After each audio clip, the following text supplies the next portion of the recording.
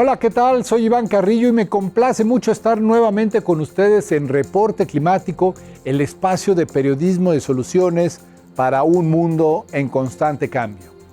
Frente al mayor reto de nuestro tiempo, la crisis climática, cada semana contamos con un experto que comparte su experiencia y conocimiento para profundizar en sus oportunidades, consecuencias y causas. Los ríos tienen un papel crucial en la salud de los ecosistemas, ya que son fuentes vitales de agua, transporte y biodiversidad. El río Usumacinta, que recorre México y Guatemala, es hogar de una variada fauna y regulador del clima local.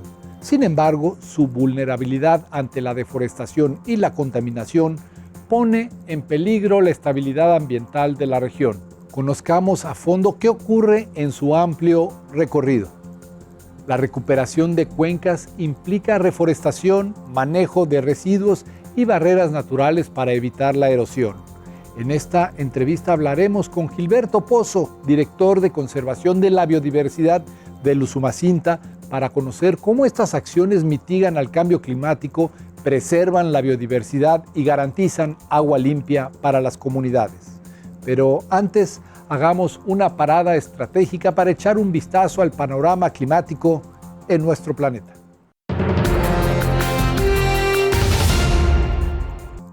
Los conflictos armados no solo destruyen comunidades humanas, sino también el medio ambiente, generando consecuencias que persisten durante décadas. Estos enfrentamientos contaminan aguas, devastan ecosistemas y liberan emisiones de carbono que agravan la crisis climática.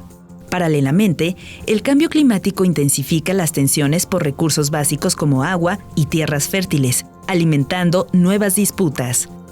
Expertos reunidos en la COP29 insisten en la necesidad de romper este círculo vicioso mediante soluciones integrales. Una propuesta clave es restaurar los ecosistemas dañados en zonas afectadas por conflictos, combinando reforestación, recuperación de suelos y limpieza de recursos hídricos. También sugieren implementar sistemas de monitoreo ambiental que permitan prever tensiones y diseñar políticas de mediación. Además, se necesita promover acuerdos internacionales que vinculen la sostenibilidad con la paz, incentivando inversiones en economías locales sostenibles y reduciendo desigualdades. Integrar la acción climática con iniciativas de cooperación global no solo puede mitigar el impacto de las guerras, sino también prevenir futuros conflictos.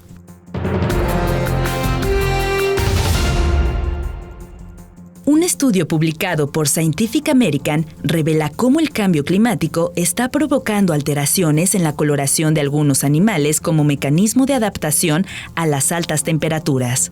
Especies como los osos polares y ciertos insectos están cambiando su color para reflejar más calor y regular su temperatura. Sin embargo, estos cambios pueden afectar su comportamiento, su capacidad de caza y alterar los ecosistemas. El estudio advierte que hasta un 30% de las especies en peligro podrían enfrentarse a consecuencias irreversibles si no se toman medidas urgentes.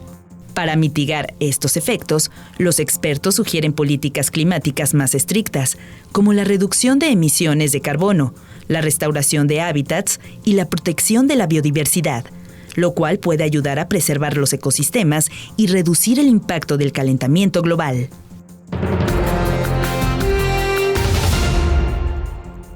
Las ciudades son fundamentales en la lucha contra el cambio climático, ya que representan más del 70% de las emisiones globales de gases de efecto invernadero. Con una población urbana que podría superar los 6.000 millones de personas para 2050, la adaptación al clima en estos espacios es más urgente que nunca. Según ONU Habitat, la inversión en infraestructuras verdes, como techos y paredes vegetales, junto con el uso eficiente de los recursos hídricos y la mejora en la gestión de residuos, son claves para reducir la huella de carbono. Además, la resiliencia urbana debe enfocarse en la creación de espacios públicos sostenibles y la protección contra fenómenos climáticos extremos, que se están volviendo más frecuentes debido al calentamiento global. Las ciudades, al ser el centro de la actividad humana, tienen la capacidad de liderar la transición hacia un futuro más verde, pero se requiere de un esfuerzo coordinado entre gobiernos, empresas y ciudadanos para lograrlo. Los ríos son fundamentales para la vida en el planeta. Representan solo el 0.01% del agua en la Tierra, pero sustentan al 70% de la población humana y el 80% de las especies animales dependen directamente de ellos.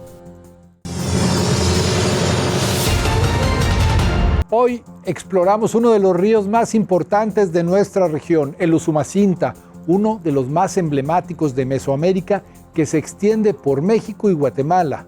Su recorrido alberga una biodiversidad excepcional. Bueno, la región Usumacinta se conforma prácticamente por la cuenca conformada por este río desde que nace en Guatemala y atraviesa por Chiapas y Tabasco hasta salir al Golfo de México. Es una región muy biodiversa, ¿no? Tiene selvas tropicales, tiene bosques de galería y una alta biodiversidad, y muchas de las especies lamentablemente que están ahí pues están en peligro de extinción. El Usumacinta es el río más caudaloso de México y uno de los pocos ríos vivos del continente. Sus ciclos naturales son esenciales para regular inundaciones y garantizar la biodiversidad en sus más de 106,000 kilómetros cuadrados de cuenca. Así es el río más caudaloso de México. Son al menos eran de los ríos, es uno de los ríos vivos en el país. O sea, sus dinámicas hidrológicas están totalmente naturales, sin intervención.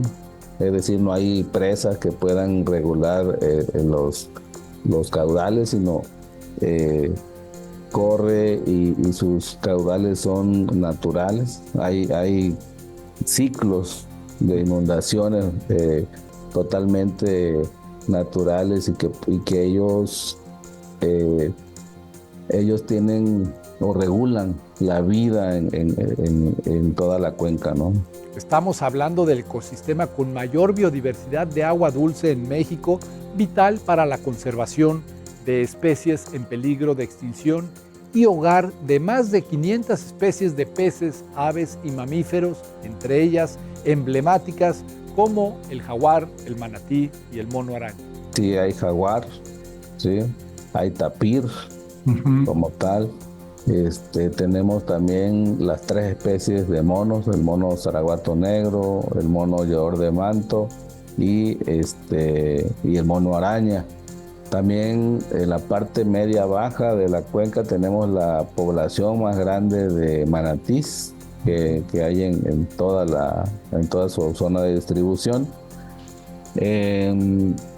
Otra también pues hay cocodrilos, es una especie que abunda en ciertas lagunas y canales de la cuenca, y muchas especies de aves acuáticas, ¿sí? Entonces, cuando uno llega, dependiendo de la época de migración o de reproducción, vemos vastas parvadas de diferentes especies de aves migratorias y residentes, ¿no? Entonces, en esa parte como las especies más emblemáticas. Las tortugas de agua dulce son habitantes menos conocidos, pero con un fuerte arraigo en la cultura y la gastronomía, y también se encuentran amenazadas. Hay un grupo de especies que son las tortugas de agua dulce, que también son muy importantes y sobre todo son muy utilizadas por las comunidades como alimento, ¿no? Las tortugas como la icotea, el guao, la tortuga blanca, etcétera, ¿no? Entonces, son cerca de entre 6 a 9 especies de tortugas que existen en la cuenca, ¿no? Este río generoso no solo es un refugio de vida silvestre, también es un eje cultural. Las civilizaciones mayas florecieron en sus riberas, dejando un legado arqueológico invaluable. Sitios como Yaxchilán y Bonampak destacan la conexión entre el río y la historia de Mesoamérica. Pero tiene una gran riqueza, ¿no? Y aparte también tiene un gran legado cultural, pues se asentaron ahí en esta región muchos pueblos mayas, hay asentamientos mayas, zonas arqueológicas muy importantes y, y una vegetación tropical extensa en algunos sitios, principalmente en la zona de Chiapas, Guatemala, pero también fragmentado, perturbada en las zonas de Tabasco. Sin embargo, el Usumacinta enfrenta amenazas críticas, padece los estragos de la deforestación, pobreza extrema y tráfico de madera, armas y drogas, así como los embates de sequías e inundaciones cada vez más extremas. Pues sí, sigue siendo la primera para todos, que es la deforestación. O sea, la pérdida de vegetación, el cambio de uso del suelo es la amenaza número 1 sobre esta biodiversidad en la cuenca del Usumacinta. Las quemas y la cacería también es otro factor, los incendios provocados y viene un poco la parte de la invasión de especies exóticas, ¿sí? Por ejemplo, algo que impactó fuertemente a la fauna acuática fue la invasión del pez diablo, un pez invasor exótico que desplaza a los peces nativos.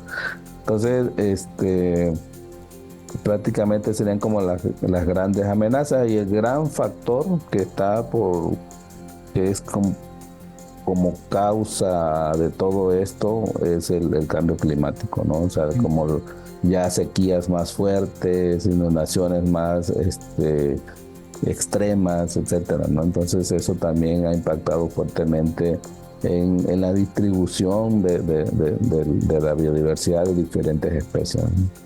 Enfrentar estos retos requiere de iniciativas locales efectivas.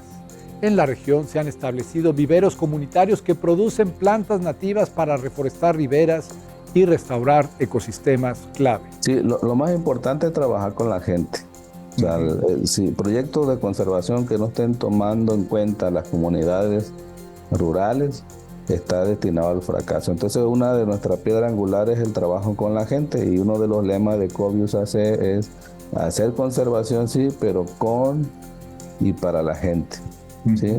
Tenemos que enlazar esa parte, no podemos dejar fuera el componente humano, porque es el principal factor que está poniendo en jaque a la biodiversidad, y al mismo tiempo nos autoponemos en jaque, ¿no? Porque también sufrimos los cambios que generamos. Entonces, ¿qué hacemos? Concientización ambiental, y tomamos acciones como cuestiones de restauración, reforestación y conectividad del paisaje. Sí, entonces estamos nosotros, por ejemplo, en la región Usumacinta, muy enfocados en la restauración de la ribera de los ríos, de lagunas, de arroyos, y hemos nosotros creado un vivero que se llama Vivero Lluvia de Oro allá en Balancán, Tabasco, que es el que distribuye las plantas de forma continua a esa área de reforestación, y hacemos donaciones a las personas que quieran reforestar sus cuerpos de agua y establecemos acuerdos de colaboración para darle seguimiento.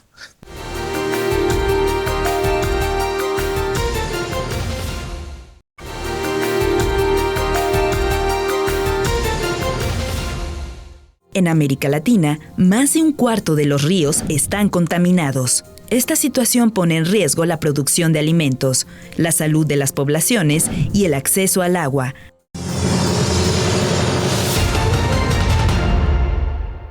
La conservación comunitaria protege la biodiversidad y garantiza recursos sostenibles, al tiempo que refuerza la identidad cultural y promueve oportunidades locales. El Usumacinta es testigo de ello. Y establecemos acuerdos de colaboración para darle seguimiento. Entonces, hacemos esa parte, y lo que está siempre presente pues son los monitoreos y vigilancias ambientales para detectar ciertas amenazas, para poder tomar acciones de rescate, de rehabilitación y sobre todo la prevención de los delitos ambientales, ¿no? Que es algo que no nos corresponde al 100%, pero sí estamos anuentes a que no se perpetren este tipo de situaciones que ponen en riesgo también las acciones de conservación, ¿no? Porque también tenemos creaciones de unidades de manejo para la conservación de la vida silvestre. Las unidades de manejo ambiental son una herramienta clave que equilibra conservación y desarrollo, involucrando a las comunidades en la protección de su entorno. Tenemos ahí entre Balancaña y Emiliano Zapata, Tabasco, la UMA Manatí. Nosotros ahí creamos la primera UMA de conservación del mono zaraguato en Emiliano Zapata, y estamos creando una UMA en Tenosique, Tabasco, con cerca de 600 hectáreas. Y hay selva alta, con felinos, con monos, hay incluso también zonas bajas con cocodrilo, etcétera. Entonces, estamos tratando de tomar acciones de tal manera que con estos pequeños pasos o pequeñas contribuciones locales podamos impactar a nivel global. Entonces, y no nada más trabajamos en la región Usumacinta, sino abarcamos varios estados del sureste de México. Nosotros estamos haciendo monitoreos de mono araña, por ejemplo, en Quintana Roo, en el istmo de Tehuantepec.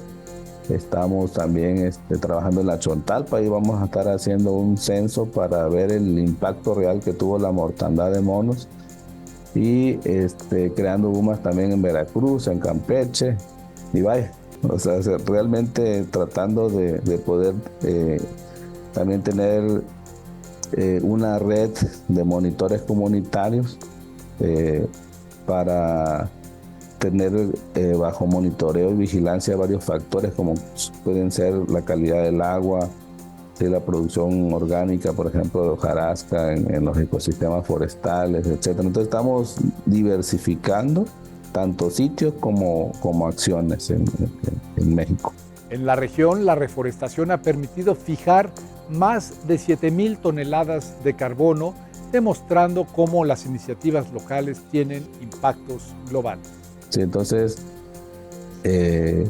esta parte nosotros la estamos observando de tal manera que en algún momento, cuando ya tengamos cierta cobertura de área, podamos incluso ver cuestiones de fijación de carbono. Sí, entonces, cuando tengamos ya esas mediciones, ya podemos con datos decir, ¿sabes qué? El impacto de todas estas acciones se mide en toneladas de carbono fijado, ¿no? Uh-huh. Entonces, por ejemplo, recientemente que hicimos una liberación de monos araña en Oaxaca, se calculó más o menos son 7,000 toneladas de carbono fijado gracias a esas acciones. Las políticas públicas juegan un papel crucial en la conservación, como el compromiso internacional Desafío por el Agua Dulce, al que México se sumó con otras naciones en marzo del 2023 ante la ONU, con el objetivo de restaurar 300,000 kilómetros de ríos. Hay mucho que hacer, o sea, en cuestiones de política pública, pues sí, ya está el decreto y todo, pero aquí el reto es echarla a andar y empezar a regular esos factores. En cuestiones de sembrando vida sí se nota. Nosotros hemos estado haciendo recorridos y hay muchos lotes también con plantas ya grandes que están ya ahí creciendo, ¿no? Ya bien establecidas. Aquí la parte importante fue el inicio, cuando hubo una mala interpretación de los lineamientos operativos de ese programa, donde algunos técnicos decían, no, pues tira eso porque no sirve, porque vamos a sembrar otras cosas. Pero estábamos hablando que ya era vegetación que estaba haciendo una función ecológica, ¿no? Como son los acaguales, como son algún tipo de vegetación de ribera que deforestaron, y a mí me consta porque yo estuve un mes supervisando varios sitios y sí hubo desmonte, ¿sí? Pero a estos momentos ya la recuperación y sobre todo la reforestación de los sitios ya está dando sus frutos. Los locales y sus conocimientos ancestrales y esfuerzos son esenciales para garantizar el éxito de los proyectos, así como un vínculo poderoso e indestructible con su territorio. Sí, mira, aquí la cuestión es que muchas comunidades tienen ciertas necesidades. ¿Sí? Entonces hacen uso de los recursos, son los que tienen bajo su resguardo los terrenos, ¿no? Las áreas bajo su uso. Entonces ellos deciden si las conservan o no, o cómo las usan. Entonces aquí lo más importante en este sentido es pues, trabajar con ellos para que por un lado se pueda pues cubrir sus necesidades básicas, ¿sí? Como tener alimentos, ¿no? Tener recursos para ir al doctor, medicinas, etcétera, y podamos entonces tener acciones de conservación. ¿Sí? Entonces no podemos como decir, ¿sabe qué? No toques, no hagas, no esto. Pero si yo tengo que comer, tengo que ver por mis hijos, etcétera. No tengo que hacer algo, tengo que cortar ese árbol porque necesito vender la madera. Sí, entonces aquí la cuestión es ver las alternativas, ver las formas de manejo, y es donde nos tenemos que enfocar las organizaciones. Para garantizar la conservación del Usumacinta es esencial que las organizaciones implementen soluciones que no solo protejan el medio ambiente, sino que también mejoren la calidad de vida de las comunidades. En el sentido, hay varias organizaciones amigas o compañeras que están, por ejemplo, haciendo estufas ahorradores de leña, están haciendo incluso baños secos, cosecha de agua de lluvia. Sí, entonces estamos haciendo, por ejemplo, UMAS, unidades de manejo, en donde se puede cazar, hacer cacería sustentable, no extraer de forma indiscriminada, sino regularlos mediante una tasa de aprovechamiento. Y hay otras que tienen que ver con manejo forestal, cosecha de leña, por ejemplo, no talar todo el árbol, sino ir cosechando de las ramas, de la hojarasca, hacer pellets para energéticos. Entonces, esa parte creo yo que tenemos que enfocarlas hacia allá, ¿no? hacia cubrir necesidades humanas para que podamos entonces hablar de conservación. Que si no, seguiríamos como en un ciclo vicioso en donde los sitios más pobres son los más biodiversos. Hablamos sin duda de la justicia climática y de la importancia de un reparto equitativo de responsabilidades y beneficios para enfrentar este gran desafío. Entonces esa cadenita se sigue manteniendo y es donde pues, tenemos que equilibrarlo, ¿no? Esos sitios biodiversos la gente debe vivir bien. Esto fue Reporte Climático, periodismo de soluciones para un mundo en constante cambio. Yo soy Iván Carrillo y espero encontrarme de nuevo con todos ustedes en nuestro próximo episodio semanal. Muchas gracias por haberme acompañado y hasta pronto.